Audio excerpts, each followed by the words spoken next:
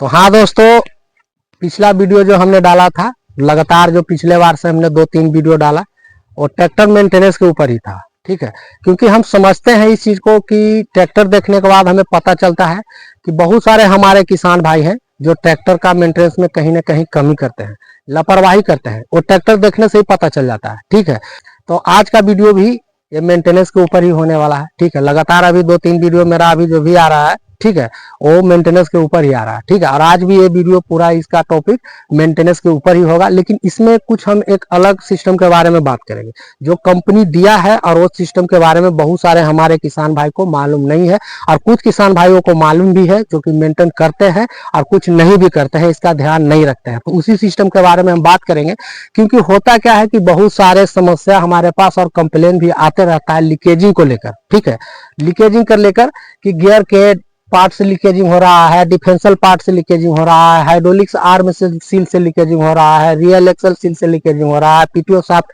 Seal से लीकेजिंग हो रहा है। तो ये तरह तरह का जो लीकेजिंग होता है, और कभी कभी ऐसा भी समस्या हो जाता है लीकेजिंग का कि वो जल्दी ठीक ही नहीं हो पाता है सील बदलने के बाद भी। और बहुत सारा ऐसे भी मेरे पास कमेंट आया है कि सर हमने ये हाइड्रोलिक्स आर्म ओरिंग सील से ऑयल का लीकेजिंग हो रहा है, उसको हमने नया डाल दिया, उसका बूस और उसका शाफ्ट बिल्कुल फ्रेश है, उसमें कोई गेपिंग नहीं है, कोई प्लेइंग नहीं है, एकदम चूज दुरुस्त है। उसके बाद सील रिंग चेंज करने के बाद भी इसका लीकेजिंग का समस्या नहीं जा रहा।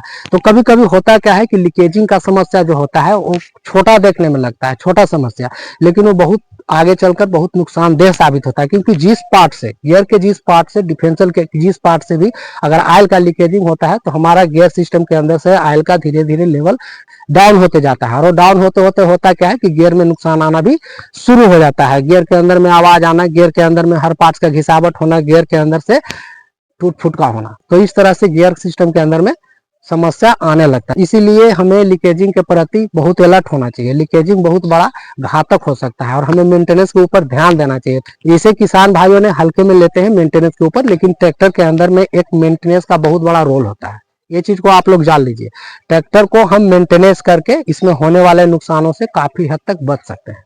ठीक है, और बड़ा समस्या होने से भी हम बच सकते हैं। छोटा समस्या में ही हमको मालूम चलेगा कि क्या इसमें समस्या होने वाला है, क्या नहीं होने वाला है, कहाँ हमारा क्या डिस्टर्ब होने वाला है। ठीक है, तो इसमें ज्यादा कोई समय लगता नहीं है, बस 10 से 15 मिनट डेली का समय देना है, और इसमें कोई लागत भी नहीं लगता है। ये फ्री का घरेलू इलाज है, और इस तरह से अगर हम मेंटेनेंस समय समय पे करते हैं तो हमारा ट्रैक्टर का मेंटेनेंस भी बना रहेगा, और ट्रैक्टर में नुकसान आने से पहले हम उन नुकसानों से बच सकते हैं। तो आज का वीडियो किसान भाइयों के लिए पूरा ही नॉलेजेबल और इन्फॉर्मेटिव होने वाला है। तो वीडियो को पूरा लास्ट तक देखिएगा, और अगर मन में किसी तरह का सवाल आता है तो कमेंट बॉक्स में लिखकर पूछ सकते हैं, हम उसका जवाब देने का प्रयास करेंगे। वो एक ऐसे सिस्टम के बारे में बात करेंगे जो कंपनी ने दिया है, तो कुछ किसान को मालूम है, कुछ किसान को मालूम नहीं भी है। ठीक है, तो थोड़ा कैमरा नजदीक लेकर आइए, और ये जो सिस्टम के बारे में आप लोग को बताएंगे आज, ये बहुत ही उपयोगी सिस्टम है जिसको हम लोग इग्नोर करते हैं।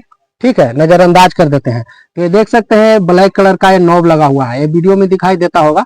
और ये नॉब किसी जगह भी आपको इधर उधर जगह का लोकेशन चेंज हो सकता है, लेकिन हर ट्रैक्टर, हर कंपनी का ट्रैक्टर में मिलना ही मिलना है। ठीक है, और ये थोड़ा बड़ा साइज में है, लेकिन आपको छोटा साइज, मीडियम साइज में भी मिल सकता है। लेकिन किसी किसी का यहाँ डिफेंसल के बॉडी के ऊपर लगा रहेगा। ठीक है, किसी का ये हाइड्रोलिक बॉडी के ऊपर लगा रहेगा, लेकिन ज्यादातर ट्रैक्टरों में ये हाइड्रोलिक्स के टॉप हाउसिंग के ऊपर में ही रहेगा। ज्यादातर कंपनी इसे तेल से दूर में ही सेट करता है, क्योंकि होता क्या है कि तेल के जितना पास रहेगा तो हो सकता है कि इससे भी ऑयल का लीकेजिंग होने का संभावना रहता है। इसीलिए तेल से ज्यादा दूरी में इसे असेंबल किया जाता है। ठीक है, तो इसका काम क्या है और इसका नाम क्या है, इसके बारे में हम आप लोगों को परिचित कराएंगे। तो सबसे पहले तो इसे खोल लेते हैं इस तरह से, और ये आसानी से खुल जाता है, इसमें कोई ताम झाम है नहीं विशेष। ठीक है,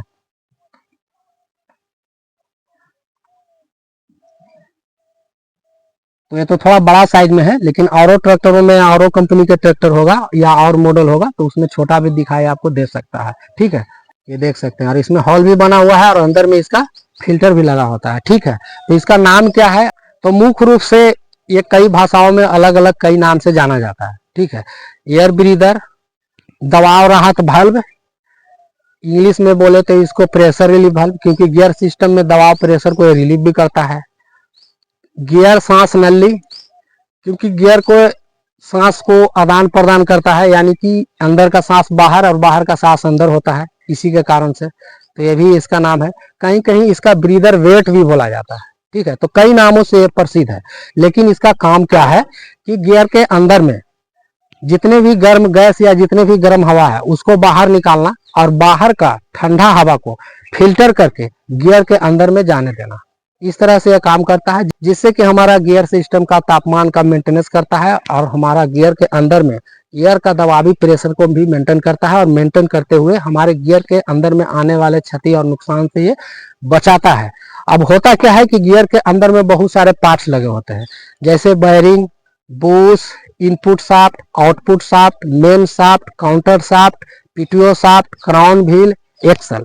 बहुत सारे अनेकों गियर सिस्टम के अंदर में पार्ट्स लगे होते हैं, और जब एक साथ गियर सिस्टम आपस में चलता है तो एक हीटिंग गर्मी पैदा होता है, जिसके कारण से गियर बॉक्स के अंदर में गर्म वाष्प और गर्म गैस बनना शुरू हो जाता है। और वो गर्म वाष्प और गर्म गैस पूरा गियर सिस्टम से लेकर डिफेंसल तक फैलना शुरू हो जाता है और बाहर निकलने का प्रयास करता है। और कहीं से अगर बाहर निकलने का रास्ता नहीं मिल पाता है तो गियर सिस्टम के अंदर में एक दबाव बनाता है, जिससे कि गियर सिस्टम के लगे पार्ट्सों के ऊपर बार बार प्रेशर करता है, और खास करके उन पार्ट्सों को डैमेज करता है, जैसे गियर सिस्टम के अंदर में rubber item, ring item, O-ring item, seal और ज्वाइंटर पैकिंग, इसके ऊपर ज्यादातर इसका प्रभाव पड़ता है। जैसे में input shaft seal, output shaft seal, PTO shaft seal, rear axle seal, hydraulics arm seal, O ring, gear का jointer packing, hydraulics jointer packing, तो ज्यादातर ये सील और पैकिंग के ऊपर इसका प्रभाव ज्यादा पड़ता है, और जल्दी से सील को और पैकिंग को डैमेज कर देता है, और उसके द्वारा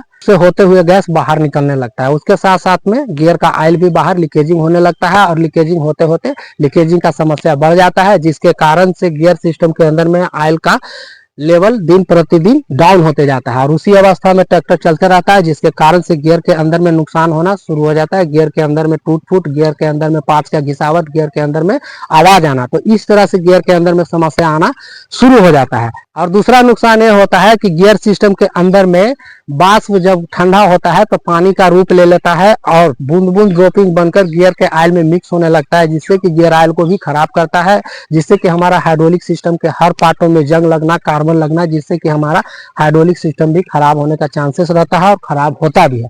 तो इन सब समस्याओं से बचने के लिए ये ब्रीदर का प्रयोग किया जाता है, क्योंकि ये एयर ब्रीदर गियर के अंदर के हवा को प्रवाह को आदान प्रदान करता है, जिससे कि गियर के अंदर का तापमान मेंटेनेंस करते हुए और गियर सिस्टम को ओवर हीटिंग होने से बचाता है। और दूसरा कि गियर के अंदर में एयर का दबाव, एयर का जो प्रेशर बनता है उसको भी मेंटेनेंस करके और गियर के सिस्टम के अंदर में सील और पैकिंग को डैमेज करने से बचाता है। तो हमें समय समय पर इसका साफ सफाई का ध्यान रखना चाहिए, ठीक है। और इसमें कोई ताम झाम है नहीं, किसान भाई अपने घर पे भी आसानी से इसे खोलकर इसको साफ सफाई कर सकते हैं। जैसा कि इसमें एक छिद्र बना होता है, जिससे कि हमारा अंदर का हवा बाहर और बाहर का हवा अंदर जाता है, फिल्टर होते हुए अंदर जाता है, ठीक है। तो इसका साफ सफाई समय समय पर करना जरूरी होता है, क्योंकि ये समय समय पर होता है क्या कि इसमें एक होल बना होता है, एक छिद्र बना होता है, जो कि मिट्टी धूल कण जाने से वो बंद हो जाता है पूरी तरह से। इसका होल पूरी तरह से बंद हो जाता है तो अंदर का गैस बाहर नहीं आ पाता है और बाहर का ठंडा हवा अंदर नहीं जा पाता है, जिससे कि हमारे गियर सिस्टम के अंदर में ओवर हीटिंग और गियर सिस्टम के अंदर में एयर का प्रेशर का दबाव भी बना रह जाता है, जिसके कारण से भी लीकेजिंग का समस्या आने लगता है। बहुत सारे ऐसे भी हमारे पास कंप्लेन आते हैं और बहुत सारे ऐसे भी कमेंट आया है, पूछा गया है कि सर हमने हाइड्रोलिक्स आर्म के ओरिंग सील को चेंज कर दिया, नया डाल दिया, फिर भी लीकेजिंग का समस्या नहीं हट पा रहा है, ठीक है। और उसका बूश और शाफ्ट भी बिल्कुल उसमें कोई प्लेइंग नहीं है, ठीक है। उसके बाद भी इस तरह से समस्या आ रहा है कि इसका लीकेजिंग का समस्या ही ठीक नहीं हो पा रहा है। तो उसका मेन कारण यह भी हो सकता है कि इसका छिद्र जाम हो जाता है, जिसके कारण से नया सील लगाने के बाद भी जब गियर के अंदर में हवा का दबावी प्रेशर बनता है तो नया सील को भी वो डैमेज करते हुए और एयर बाहर निकलने का प्रयास करता है और निकलता भी है, जिसके कारण से आपका सील नया नया चेंज करने से भी कोई फायदा नहीं हो पाता है, वो लीकेजिंग का समस्या लीकेजिंग रह ही जाता है, ठीक है। तो इसका समय समय पर चेक करना साफ सफाई का बहुत आवश्यक है। और कुछ हमारे जो मैकेनिक है वो तो इसका मेंटेनेंस करते ही है, लेकिन कुछ ऐसे भी मैकेनिक है जो इसका मेंटेनेंस नहीं करते हैं। तो हम उन मैकेनिक भाइयों को भी कहना चाहेंगे कि जब भी आपको जिस काम के लिए ट्रैक्टर अगर आपके पास जाता है या सर्विस के लिए भी जाता है तो आप इसे सर्विस में ऐड कर लें, ठीक है। जब आप सर्विस करते हैं तो उस समय ये पार्ट को भी ऐड कर लें कि इसका भी हमें सर्विस करना है और इसका भी साफ सफाई करना है, क्योंकि होता क्या है कि जब हम इसका समय समय पर साफ सफाई नहीं करेंगे तो आपका लीकेजिंग का समस्या कभी ठीक नहीं होगा, अगर ये चौक हो जाता है तो। और दूसरा, अगर आपके पास ट्रैक्टर लीकेजिंग के समस्या को लेकर जाता है, खास करके गियर के पिछला साइड डिफेंसल हुआ, हाइड्रोलिक्स आर्म हुआ, गियर सिस्टम हुआ, कहीं से भी किसी पार्ट से भी गियर के पार्ट से अगर लीकेजिंग का समस्या लेकर जाता है आपके पास किसान, तो इसका सबसे पहले साफ सफाई करें। इसका साफ सफाई करें, उसके बाद ही सील को लगाएं। नहीं तो अगर ये गंदा रहेगा, इसका छिद्र जाम रहेगा और आप नया सील डालते रहोगे, एक कंपनी का वो कंपनी का, कुछ होने वाला नहीं है, लीकेज रुकने वाला नहीं है, और वो सील भी डैमेज होते रहेगा। ठीक है। और मुख्य रूप से विशेष हमारे किसान भाई को ध्यान देना चाहिए कि जब भी हम मैकेनिक के पास ट्रैक्टर को लेकर जाते हैं सर्विस कराने के लिए, तो इसका साफ सफाई हम खुद मैकेनिक से कहकर कराएं। ठीक है। और इसका साफ सफाई करने में कोई ज्यादा खास मेहनत भी नहीं है और इसमें कोई ताम झाम भी विशेष है नहीं। ठीक है। तो अभी हम इसका एक छिद्र जो होता है वो छिद्र हम दिखाने का प्रयास करेंगे, शायद आपको नजर आए। तो इसमें कोई विशेष टूल्स का भी जरूरत नहीं होता है। इसमें देख सकते हैं यहाँ पे 2 छिद्र बना है, ये दिखाई देता है टुकना का सहारा। ये छिद्र एक यहाँ पे है और एक छिद्र ये देख सकते हैं बाहर में है, यहाँ पे है। 2 छिद्र दोनों एकदम आमने सामने बना हुआ है, जैसा कि आप देख सकते हैं। इसमें इसके अंदर छिद्र बना हुआ हो, तो ये छिद्र कभी कभी जाम हो जाता है। ठीक है। तो इसे करना क्या है कि डीजल में लेकर और पतला पिन या सुई से, ठीक है, पतला पिन या सुई लेकर इसे अच्छे से डीजल में धोकर साफ करना है और एयर का प्रेशर लगाकर और इसे फिर से असेंबल कर देना है। तो इस तरह से इसका मेंटेनेंस है। ठीक है। और ये कंपनी दिया है, तो इसका देने का मेन वजह यही है कि हमारे ट्रैक्टर्स में होने वाले लीकेजिंग के समस्याओं से काफी हद तक बचाव हो सके। ठीक है। तो ये मेंटेनेंस के ऊपर पूरा कंप्लीट वीडियो था और ये एयर ब्रेदर के बारे में हमने आपको पूरी तरह से जानकारी दिया। ठीक है। तो इसका साफ सफाई करना जरूरी है और खास करके तो सारे जो हमारे पिछले भी 2 वीडियो आए थे उसमें भी हमने मेंटेनेंस के बारे में ही बताया था। तो बहुत सारे किसान करते क्या है, और खास करके हमारे एरिया में जो बिहार का है, ज्यादातर जो राजस्थान है, पंजाब है, हरियाणा है, गुजरात है, इन सब एरिया में ट्रैक्टर का मेंटेनेंस अच्छा होता है, क्योंकि हम देखते हैं। और हमारे यहाँ खास करके जो बिहार में मेंटेनेंस के प्रति हमारे किसान भाई जागृत नहीं है, जिसके कारण से होता है क्या कि उनका समय समय पर मेंटेनेंस नहीं करने के कारण से क्षति होते रहता है और क्षति के कारण वो बार बार परेशान रहते हैं। कभी इधर से ऑयल का लीकेजिंग, कभी इधर से ऑयल का लीकेजिंग, कभी ये समस्या, कभी वो समस्या। तो ट्रैक्टर के अंदर में मेंटेनेंस का बहुत बड़ा रोल होता है। ठीक है। और ये घरेलू इलाज है, एकदम से पक्का और बिना खर्च का इलाज है। अगर आप ट्रैक्टर को डेली 10 से 15 मिनट, ठीक है, टाइम देते हैं मेंटेनेंस में, तो काफी हद तक आप ट्रैक्टर में होने वाले नुकसानों से बच सकते हैं। ठीक है। क्योंकि छोटा छोटा समस्या ही बड़ा समस्या का रूप लेता है। इसीलिए हमारा जो भी अभी वीडियो आ रहा है, 2-3 वीडियो पिछला बार भी आया, और मेंटेनेंस के ऊपर ही आया है। क्योंकि ट्रैक्टर देखने से ही ट्रैक्टर के कंडीशन से पता चल जाता है कि ट्रैक्टर के कितना मेंटेनेंस है और ये इसका क्या रख रखाव है। ठीक है। तो हमारे एरिया में बिहार में तो मेंटेनेंस बिल्कुल कुछ किसान करते हैं, लेकिन बहुत सारे परसेंटेज ज्यादा देखा जाए तो ट्रैक्टर को मेंटेनेंस करते ही नहीं है। बस आए और ट्रैक्टर को यहाँ से स्टार्ट किए, गियर लगाए, काम में, वहां से आए, यहाँ आए, ट्रैक्टर बंद किए, चाबी निकाले, खत्म। इस तरह से काम करते हैं। जब भी काम पड़ा तो आए, ट्रैक्टर स्टार्ट किए, काम में लगा दिए, और उसके बाद जब काम खत्म हो गया तो वहां से आया, ट्रैक्टर को बंद किया और चाबी निकाले और सीधा घर पे। तो इस तरह से नहीं होता है। काम में लगाने से पहले पिछला वीडियो भी हमने डाला था कि 10 से 12 घंटा या 8 घंटा में जो भी ट्रैक्टर चलता है उसका मेंटेनेंस हमें क्या क्या डेली, प्रतिदिन डेली मेंटेनेंस में हमें क्या क्या शामिल करना होता है।